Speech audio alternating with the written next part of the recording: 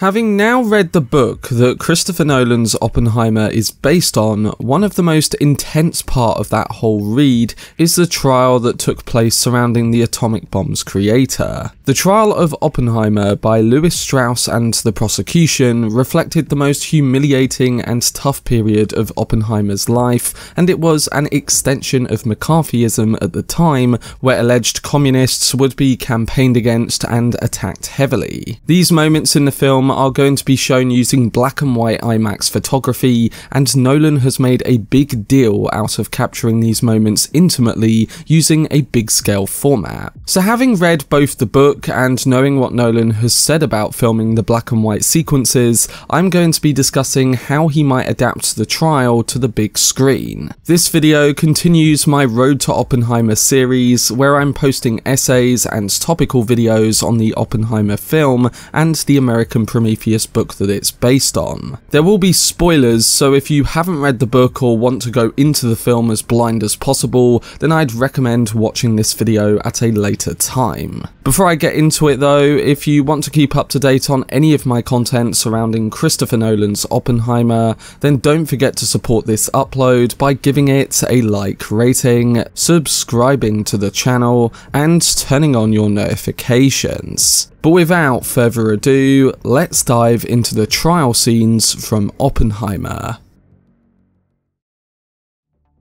So the Oppenheimer hearings were known as a trial because the influential figure was put through an excruciating ordeal, one that interrogated much of the work he had done for the government and the things he protested against afterwards. On one side, Oppenheimer had been accused of feeding information to the Soviets, having had ties to communism through friends or family previously connected to the party. Communism had changed over the time since Oppenheimer had connections, and both his stance on it and how he used his connections to provide money for causes ended up coming back to haunt him. One particular moment was the Chevalier problem, a dinner with his friend where he had apparently been asked to share information with the Soviets. He declined, but the ambiguity surrounding this and how it was heightened by an FBI interview years later made the suspicion surrounding his connections to the party even more prominent. What came after this would become even more troubling though.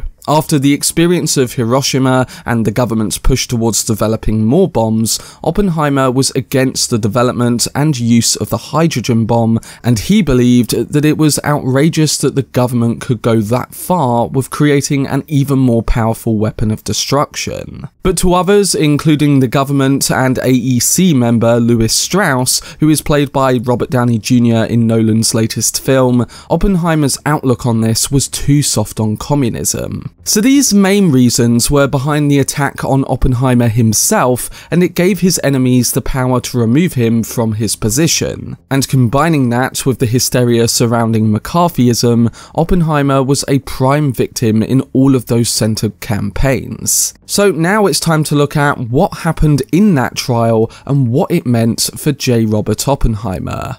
Well, at the end of 1953, a letter had been sent to the director of the FBI, J. Edgar Hoover, claiming that Oppenheimer was a Soviet spy. And during this period of McCarthyism, all it took were weak allegations or witch hunts to bring the forces down upon the accused. The FBI director showed the letter to President Eisenhower, who then ordered that his security clearance be held until an investigation be undertaken by a security board. And again, while they were known as hearings, this actually turned out to be a grueling trial. It was behind closed doors, the prosecution had access to all the transcripts and incriminating info that was in that mentioned letter, and Oppenheimer's lawyers had no access to a lot of it. They weren't allowed to see this information because it was deemed classified, a matter of national security, and it so happens that a lot of it was based on wiretaps that the FBI had used on Oppenheimer throughout the many years during the bomb project and outside of it. On top of this, much of the evidence used against him came from unnamed individuals, and because the hearings weren't in a courthouse, they could get away with a lot of the convictions. So right from the get-go, Oppenheimer was doomed in this trial, and his enemies, including that of Lewis Strauss and his lawyers, were going about these hearings with methods that shouldn't have been allowed in the first place. Before the trial even began, Albert Einstein told Oppenheimer that he's a fool to even accept challenging his charges because the US government had already made up their mind. And he wasn't wrong, because years earlier, President Truman, who I suspect is being played by Gary Oldman in the film, deemed Oppenheimer a crybaby scientist in his efforts to decelerate the development of more bombs. While the hearings were supposedly intended to examine whether Oppie had any connections to communism and were supposed to be using incriminating evidence, they became primarily focused on destroying him personally. They centered on his past associations in a time where communism was quite different. They focused on the affair he had with Jean Tatlock and her relations to communism. They focused on the troubled information surrounding the Chevalier affair, a moment that didn't provide all the precise details needed to claim that this man was guilty of sharing information with the Soviets. And they focused on his stance towards the H-bomb after the bomb project, one that to us and many others would appear reasonable given the history of the atomic bomb's destruction. What we know is that his opinion wasn't a result of committing a treasonous act for Russia, but rather the process of trying to halt the US's unstable decisions in an arms race. It was his fear towards global destruction, and also the fact that it went against the idea of more openness in the world, something that the book really goes into well. Oppenheimer believed that the US government should be open with Russia and other nations so that we could limit the destructive implications of the future surrounding the weapon. By not being open and accelerating the nuclear arms race, things would only get more tense. And when we look at what's happening today, that point turned out to be very true. During the trial, much of the scientific community came to Oppenheimer's defense, but one of the main scientists who didn't was Edward Teller, the father of the hydrogen bomb, who was against Oppenheimer's outlook on the H-bomb's future.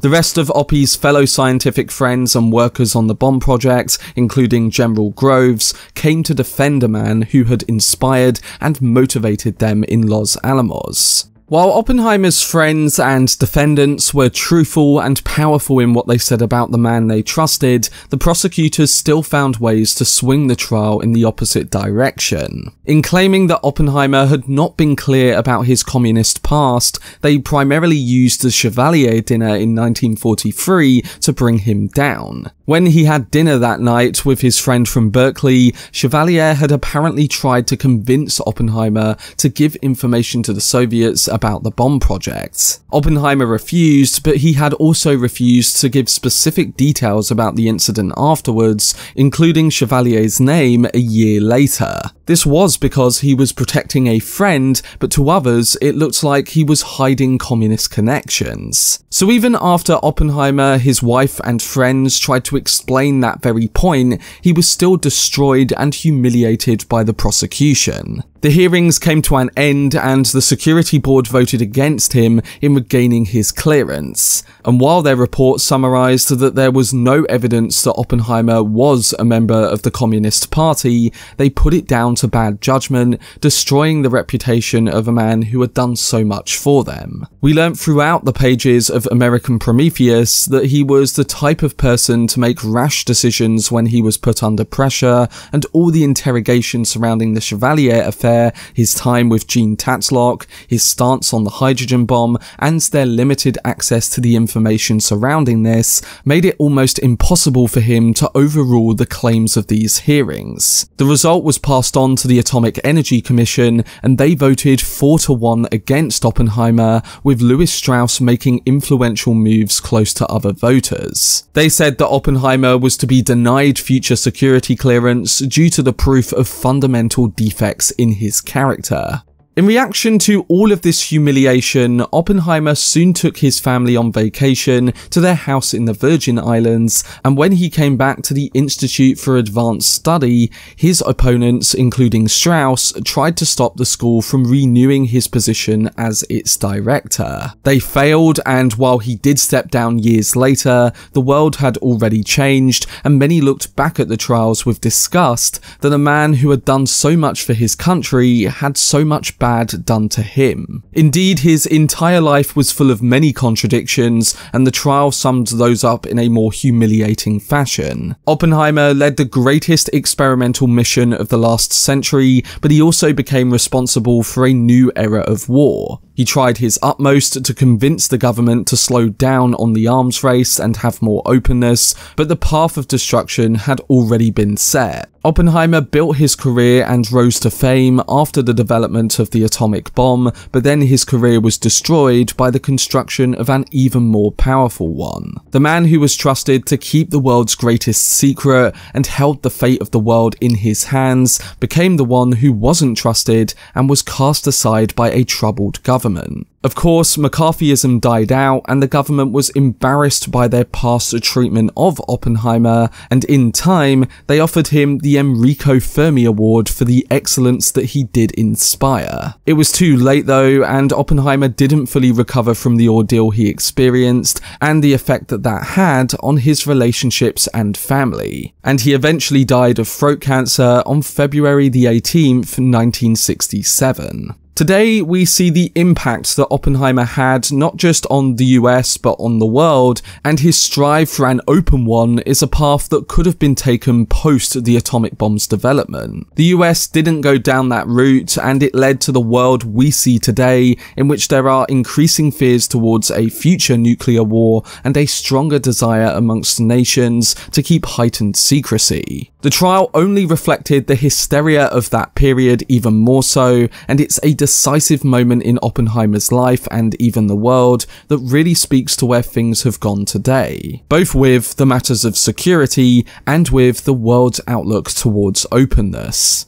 So how will Christopher Nolan bring that trial to life on the big screen? Well, what we do know about the trial sequences is that they are going to be shown in black and white and are going to be intercutting throughout the film with the colour sequences. Those colour scenes will be focused on the atomic bomb's development and will be focused on a subjective first-person telling of those events. On the flip side, the trial scenes will be shown through an objective lens, so we will essentially see the events in Oppenheimer's hearing as they unfolded, detailing the many transcripts that are available. While his life was told in broad strokes in the American Prometheus book and in many other novels, the trial had a lot more accuracy due to the transcripts being available, so Nolan actually has all the material to work with for them. Based on my read of the book, the hearing is mostly at the end of the novel as it happened in real life. But if Nolan is intercutting it throughout the film, then he's essentially using these moments that took place later on to guide the story, shifting between the humiliation of the man versus what actually happened from his perspective. So the subjective colour will detail Oppenheimer's perspective, while the objective trial scenes will essentially show his downfall from the perspective of someone else. Nolan said in a recent interview, "I knew that I had two timelines that we were running in the film. One is in colour, and that's Oppenheimer's subjective experience. That's the bulk of the film. Then the other is a black and white timeline. It's a more objective view of his story from a different character's point of view." So based on these comments, I'd say that we see this mostly from Lewis Strauss's perspective, as he has been included in a lot of these black and white scenes in the trailers. And to understand Oppenheimer's story better and what he was up against, that's probably the right way to go. I think this can be a really powerful way of telling the story, and it does also mix it up from other biopics that we've seen in the past. Of course, Nolan loves to do that with every genre of film he approaches, and he uses time both as a narrative and a structural tool in many projects. And when thinking about the particular case of Oppenheimer, it's definitely a more powerful storytelling choice than it is a filmmaking one. So overall, reflecting on the central themes of the book and Oppenheimer's story, I think the trial scenes can really guide us through the 45 years of Oppenheimer on screen, providing us with a greater sense of fluidity to the questions that we have throughout the narrative. It will make us question the idea of trust and whether the world can really be as open as Oppenheimer hopes it can be. And the unique usage of big-scale filmmaking to capture more intimate close-ups and moments of dialogue in these hearings could really do things that no other biopic has captured technically before.